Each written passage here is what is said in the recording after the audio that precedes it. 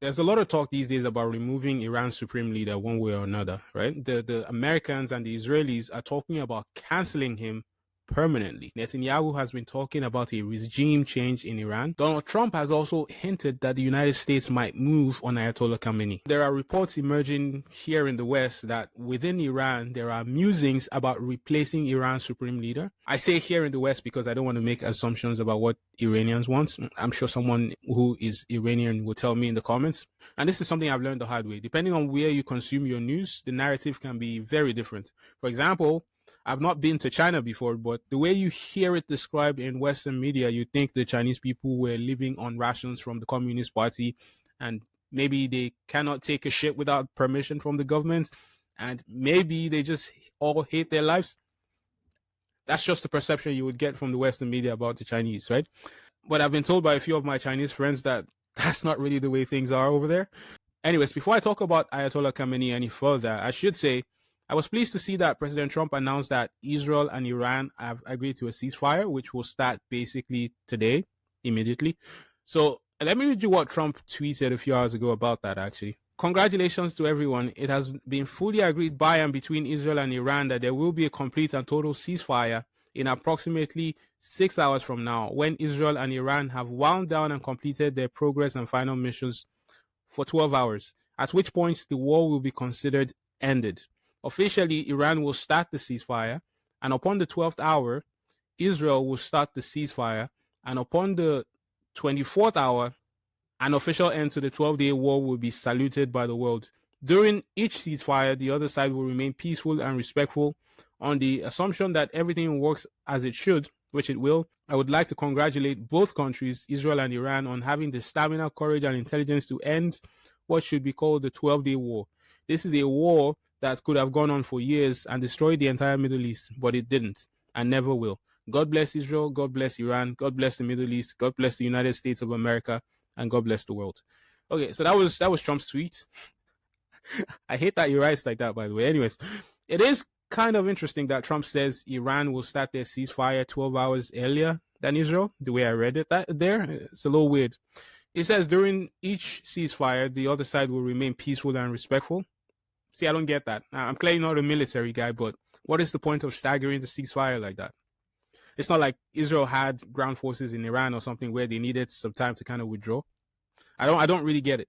Anyways, we've seen ceasefires like this in the past. There's this saying that ceasefires in the Middle East are always temporary. Hopefully this one lasts for a bit. And hopefully Iran does not retain the capability to make a nuclear weapon. That would be a problem. But I wanted to talk about these musings about Iran needing a regime change and what that could mean.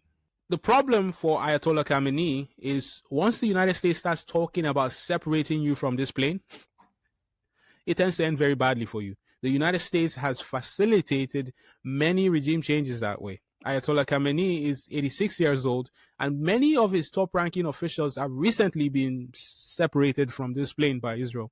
So with that knowledge, he himself has been putting his affairs in order. According to reports, Iran's supreme leader has nominated 3 clerics as potential successors.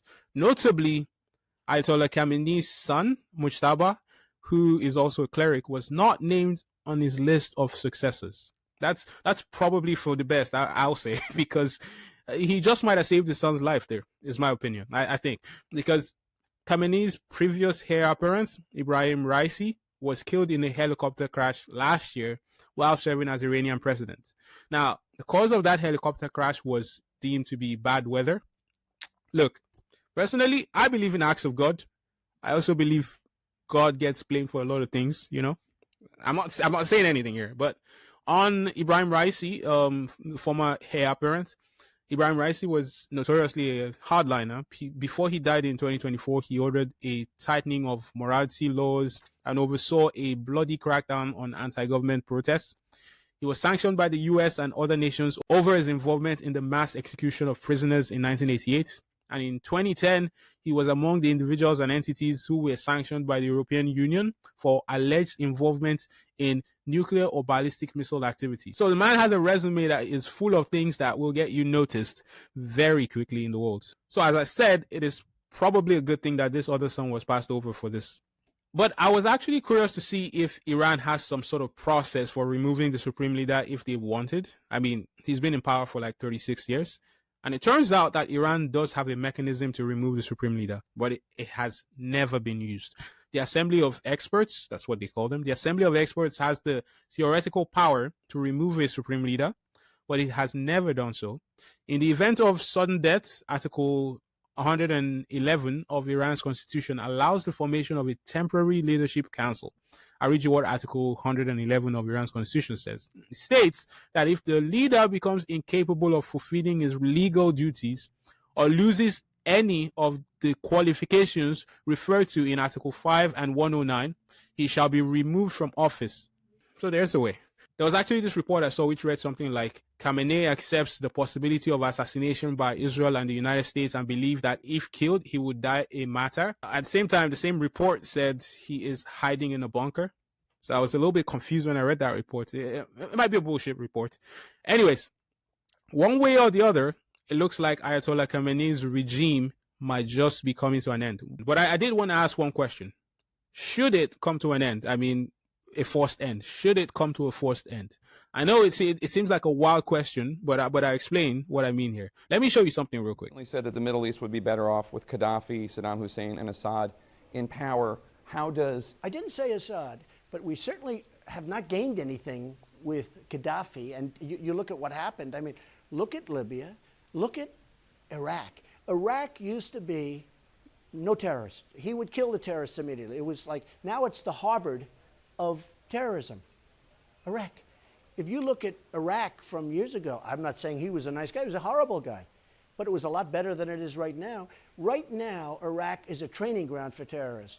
Right now, Libya, nobody even knows Libya. Frankly, there is no Iraq and there is no Libya. It's all broken up. They have no control. Nobody knows what's going on. The world would be better off with Saddam Hussein 100%. and Gaddafi in power? 100%. Now, as far as Assad is concerned, what about the human rights abuses? Let's talk. Well, you don't think they're happening now? They're worse now than they ever were. People are getting their heads chopped off. They're being drowned. Right now, they're far worse than they were ever under Saddam Hussein or Gaddafi. I mean, look what happened. Libya is a catastrophe. You look at our ambassador as an example, okay? Libya is a disaster. Iraq is a disaster. Syria is a disaster. The whole Middle East. And it all blew up around Hillary Clinton and around Barack Obama. So back in 2015, Trump said the Middle East would be better with Saddam Hussein and with Muammar Gaddafi, right? Years have now passed, and I think people forget what these people did. Muammar Gaddafi was accused of extrajudicial killings, public executions, ethnic cleansing, and the torture of civilians. The US then facilitated Muammar Gaddafi's demise by helping the rebels that eventually got to him. In fact, a video of his last moments shows rebel fighters beating him up and one of them actually shoving a bayonet into his back door. Yeah. Let's talk about Saddam Hussein, okay?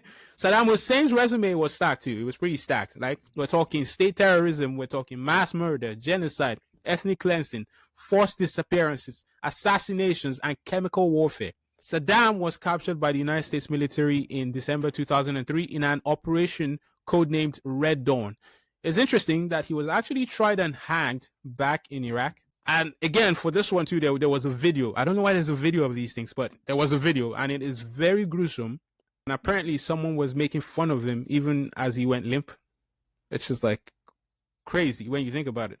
All these years later, you're hearing Donald Trump saying the Middle East would have been better with Saddam Hussein and Muammar Gaddafi.